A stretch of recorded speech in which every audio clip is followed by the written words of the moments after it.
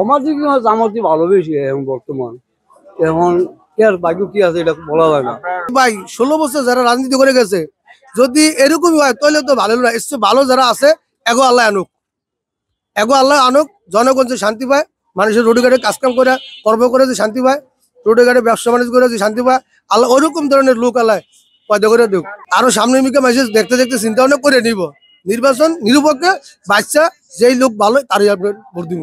এই আসন থেকে সম্ভাবনা আছে যে যদি ইলেকশন হয়, সুষ্ঠু ইলেকশন হলে মনে হয় যে বিএনপি জিতবে। বিএনপির তো এখনো মনে হয় প্রার্থী দেয় নাই, তাহলে প্রার্থী কাকে দিতে পারে? প্রার্থী কাকে দিতে পারে যে যারে দিবে, মানে এরা ঘরোয়া কিছু মিটিং করছে, মিটিং এ সিদ্ধান্ত হয়েছে যারে দিবে তারা সবাই একতাবদ্ধ হয়ে তার পক্ষেই কাজ করবে।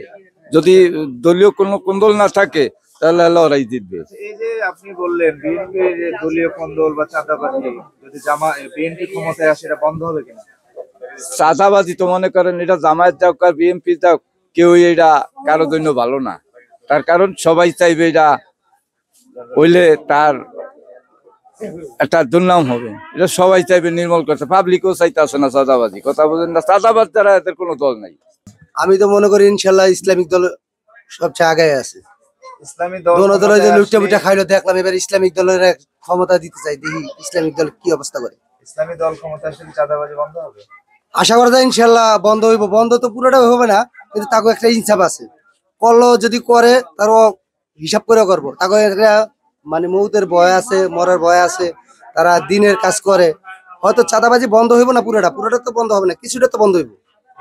ভালো করার চিন্তা ভাবনাই আছে, ভালো হইব।